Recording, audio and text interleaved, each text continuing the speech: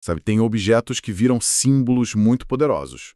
Uma maçã, uma rosa, ou, nesse caso, um diário. Exatamente. Hoje a gente vai mergulhar nos primeiríssimos escritos de uma das diaristas mais famosas da história, que é a Anne Frank. Uma voz que todo mundo conhece, mas talvez não tão bem no comecinho, né? Pois é.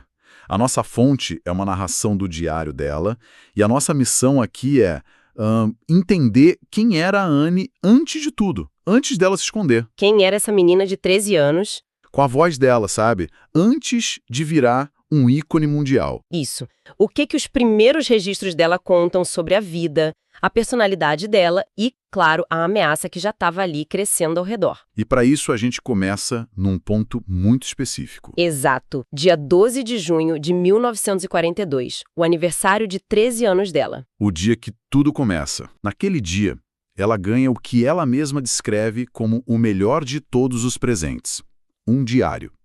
Um caderninho com uma fechadura. Ah, a fechadura é um detalhe importante. Muito. Mas ela não queria só, anotar fatos ali. Ela toma uma decisão muito particular. Que é? Inventar uma amiga imaginária, a Kitty, para quem ela escreveria as cartas dela. E essa decisão, logo de cara, já diz muito sobre ela.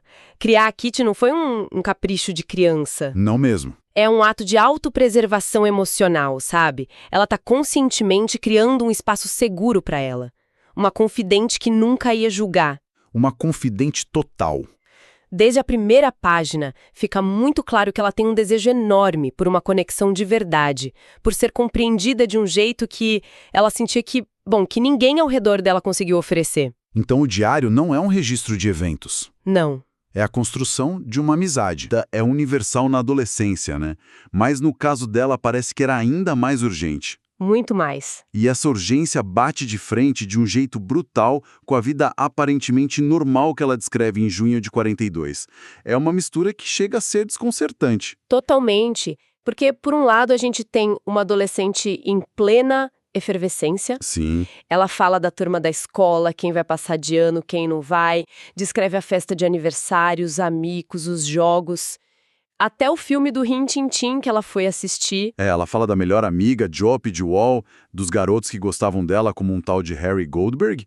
É uma crônica de uma vida social super vibrante. E ela narra tudo com uma sagacidade. Impressionante. Tem uma passagem que eu acho simplesmente genial. Qual? Ela contando como ela lida com os meninos que seguem ela de bicicleta tentando puxar papo. Ela escreve, se aquilo passa do limite, eu começo a fazer umas manobras, a pasta cai no chão e o garoto tem que descer pra pegar.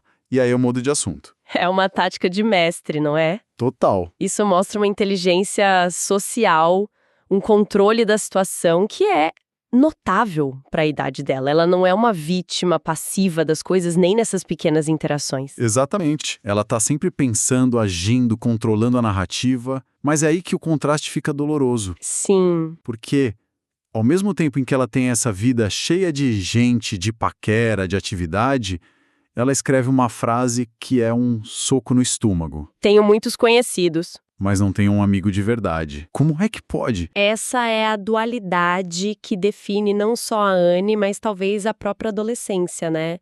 A sensação de estar cercado de gente, mas ainda assim... Se sentir completamente só. Exato.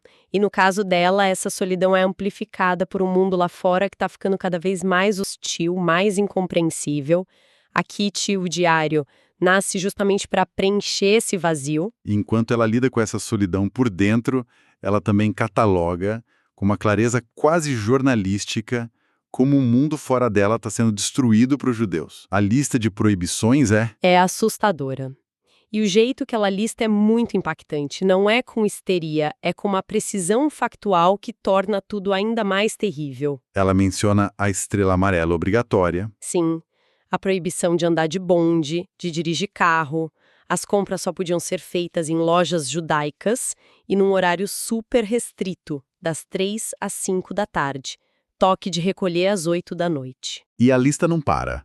Proibidos de ir a teatro, cinemas, qualquer lugar de diversão. Piscinas públicas, quadras de tênis. E um dos golpes mais duros, talvez, a obrigação de estudar só em escolas judaicas, separando ela de vários amigos. O que me chama a atenção é o efeito psicológico disso que ela descreve. Exatamente. Ela escreve: não podemos fazer isto, não podemos fazer aquilo, mas a vida continua. Só que um pouco depois ela admite: tenho sempre medo de fazer qualquer coisa que seja proibida. Uau! Isso é crucial. Não eram só inconveniências, era uma estratégia de desumanização. Cada regra era feita para colocar medo, para isolar, para anular a liberdade, Era uma pressão psicológica constante. que preparava o terreno para o que viria a seguir. E essa virada acontece de forma muito abrupta. Domingo, 5 de julho de 1942. A campainha toca. É uma convocação da SS. Convocação, essa palavra era um eufemismo para o terror absoluto. O que significava na prática? Oficialmente, era ser chamado para trabalhar na Alemanha. Mas todo mundo já sabia, pelos rumores, que era uma sentença de deportação para campos de concentração. Era um caminho sem volta. Então o pânico foi imediato. Total. Eles acham que é para o pai, para o Otto. Mas o choque mesmo vem quando eles descobrem que a convocação é para Margot, a irmã de 16 anos. Nossa, a ideia de uma garota de 16 anos sendo enviada sozinha para um lugar desses. Impensável. E aí a ficha cai. O plano de se esconder que já existia precisa ser executado agora, 10 dias antes do previsto. Sim, a partir dali é uma corrida contra o relógio. Anne descreve o calor daquele dia, as cortinas fechadas, o pânico e a logística da fuga é desesperadora. Porque como é que você desaparece sem ninguém perceber? Exato. Não dá para sair na rua arrastando mala. A solução que eles encontram é, ao mesmo tempo engenhosa e terrível. Vestir o máximo de roupas possível, uma camada em cima da outra. A descrição dela é muito vívida. Vestimos tanta roupa como se fôssemos passar a noite numa geladeira. E ela lista o que está vestindo. É quase sufocante. 2 camisas, 3 calcinhas, um vestido, uma saia por cima, casaco, blusão de chuva, 2 pares de meia, sapatos pesados. Em pleno verão. É uma imagem muito poderosa do desespero. O peso físico da roupa espelha o peso emocional da situação. E no meio desse caos todo, ela tem um momento de uma ternura que comove. Ela se despede da gata dela, a Morte. Sim, Deixa um bilhete para os vizinhos pedindo para cuidarem dela. A casa é deixada como se eles tivessem saído com pressa. Louça do café na mesa, um livro aberto no quarto da Margot. tudo para criar uma ilusão. E aí, debaixo de uma chuva torrencial, eles caminham para o esconderijo. Esse detalhe da gata, para mim, é fundamental.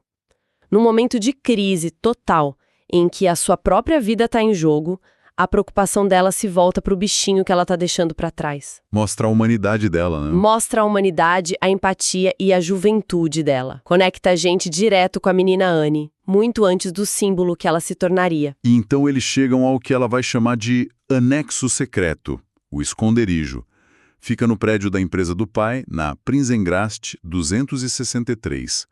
Qual é a primeira impressão dela daquele lugar? É uma impressão ambígua. Por um lado, ela o descreve como um lugar úmido, torto e sinuoso. Não parece muito bom. Não. Mas, quase que imediatamente, ela mostra um otimismo muito pragmático. Ela diz que é um esconderijo ideal, mais confortável do que se poderia esperar em Amsterdã. E ela chega a fazer uma comparação curiosa. Sim, ela diz que se sente como se estivesse de férias numa pensão estranha. Pensão estranha? É fascinante.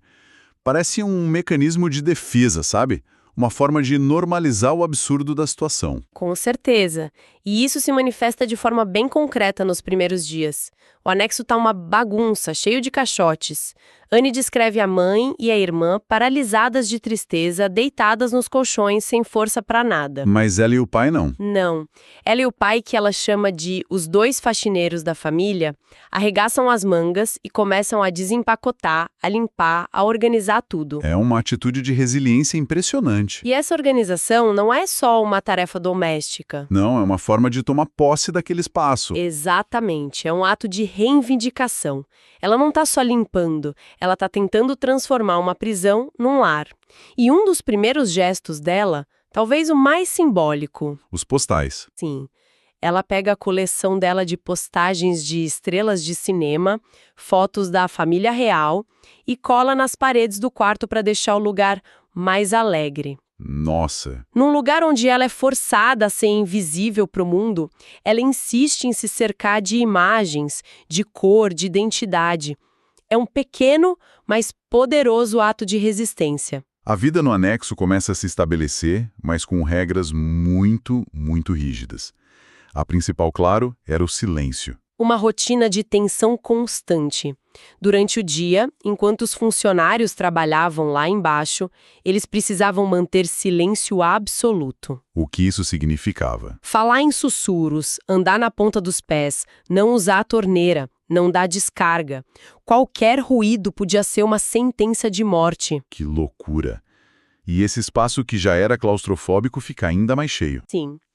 Primeiro, chega a família Van Damme, o casal e o filho adolescente, o Peter. E depois, o dentista, o Albert Dussel. O total sobe para 8 pessoas. E aí, inevitavelmente, as tensões começam. A pressão psicológica de viver confinado com outras 7 pessoas é inimaginável. Pequenos hábitos, manias, diferenças de personalidade, tudo vira um problema gigante. E o diário vira uma crônica disso. Uma crônica afiadíssima. Ela observa e analisa todo mundo ali com um olhar crítico, às vezes até impiedoso. Ela descreve as brigas constantes entre o senhor e a senhora Van Damme, e ela é forçada a dividir o quarto minúsculo dela com o Dussel, que ela apelida de um chato antiquado. Mas a relação mais complexa e dolorosa que ela descreve é com a própria mãe. Sim. O confinamento parece ter piorado um conflito que talvez já existisse. Anne se sente o tempo todo criticada, incompreendida, tratada como criança pela mãe. Ela sente que a mãe prefere amargo a irmã perfeita. Tem uma passagem que é brutalmente honesta. Ela escreve: Mamãe, me abraçou com lágrimas nos olhos. Eu me fingi de adormecida. Senti-me mal por ter de repelir o seu amor, mas não podia fazer outra coisa. É pesado. E ela conclui: veja apenas como minha mãe, e ela não é para mim a mamãe que idealizei. É o tipo de sentimento que muito adolescente tem, mas expressar isso com essa clareza nessas circunstâncias é devastador. É devastador e incrivelmente maduro. Ela consegue analisar os próprios sentimentos com uma profundidade espantosa. O diário vira o único refúgio de verdade dela, onde ela pode processar a raiva, a frustração sem filtro nenhum. Ela está vivendo todos os dramas da adolescência. Todos eles. A busca por identidade, o conflito com os pais, só que no cenário mais extremo que a gente pode imaginar. E o diário captura cada nuance dessa jornada impossível. Então, resumindo o que a gente viu hoje. A gente mergulhou nesses primeiros meses do diário e encontrou uma Anne Frank que não é uma figura histórica distante. De jeito nenhum. É uma adolescente vibrante, espirituosa, cheia de contradições e profundamente humana. Alguém que lidava com a solidão, com a busca por um amigo de verdade. Enquanto o mundo dela era violentamente destruído ao redor. E o poder desses primeiros registros está exatamente aí. Onde? Eles nos mostram como o espírito humano, especialmente o de uma jovem, luta por normalidade, por amor, por compreensão, mesmo na situação mais anormal e aterrorizante possível. A voz dela se torna universal. Fumo! Com as pequenas vaidades, as grandes angústias, as observações cortantes e os sonhos dela. É uma voz universal. Ela nos força a ver a tragédia não como um número, mas através dos olhos de uma pessoa. Isso leva a gente a uma reflexão final, eu acho. Ao ouvir essa voz cheia de vida, sabe? Preocupada com garotos, irritada com a mãe, sonhando em ser jornalista. A gente é confrontado com uma questão poderosa. Sim. Como é que o nosso conhecimento do destino trágico dela muda a forma como a gente lê o começo da história? Saber o final nos impede de simplesmente apreciar a jornada de uma adolescente e talvez nos force a enxergar em cada linha a imensidão do potencial humano que foi perdido. Não só o dela, mas o de milhões.